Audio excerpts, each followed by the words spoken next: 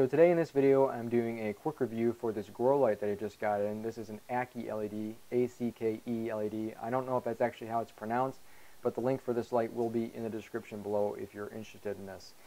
So those of you out there who know grow lights, you're probably thinking, wow, this looks exactly like an HLG grow light. Well, it's probably a copy off of it, but it's definitely not HLG.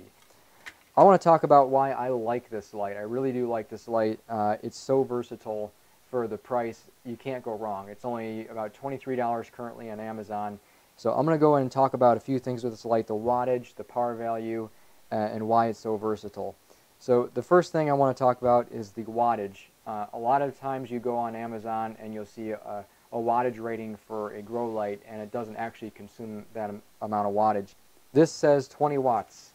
It says it right here on this manual, and if I use my watt meter, it pulls exactly 20 watts from the wall. So I do like when I see stuff like that.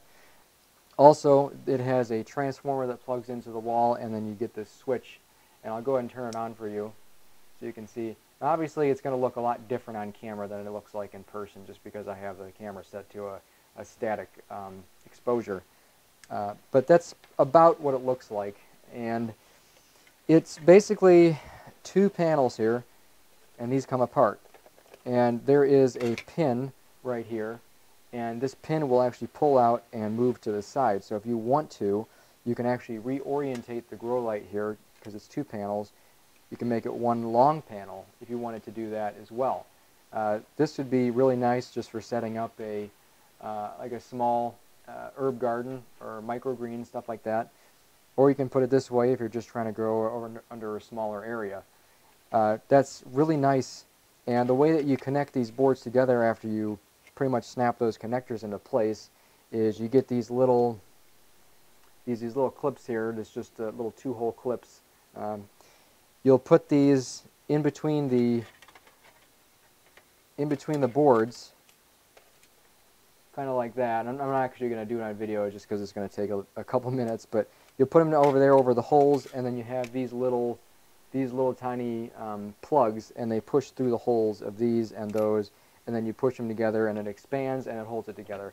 Not really important for this video, but that's kind of how you put them together, and it's pretty easy to put together and take apart.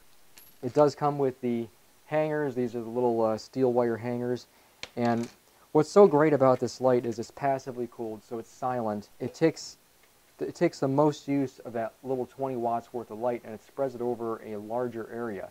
I've had a lot of success growing with grow light strips that pretty much does the same thing as the same concept of what this light does. This is made up of red LEDs and warm white LEDs. Now, don't get the warm white mixed up with something that looks very warm. It's actually more like a 3000K to 3500K warm white.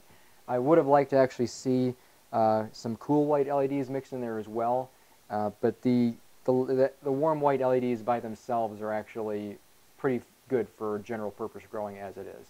You don't necessarily need to have anything else on that board, but that's just my opinion.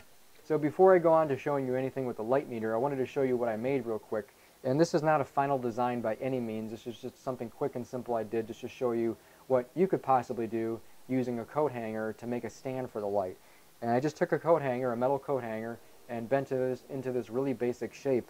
So all you gotta do is just set it down and then set your light right on top of it.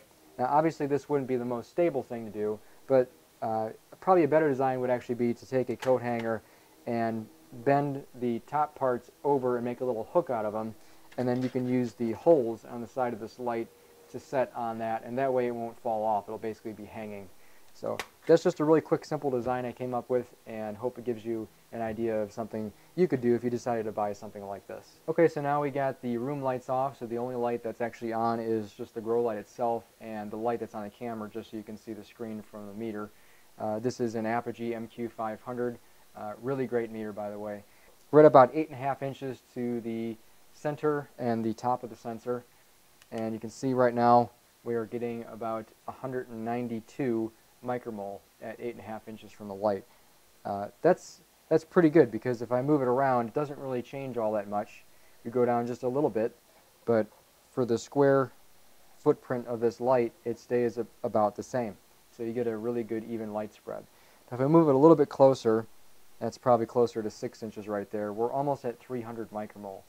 Now, 300 micromole is right about where you'd want to have a light if you were going to grow something like lettuce. So if you wanted to grow like a small head of lettuce, or just really small lettuce, like a couple little plants or something like that, depending on what type you're growing, 300 micromole is actually right where you'd want it to be anyway. So that would work out really well.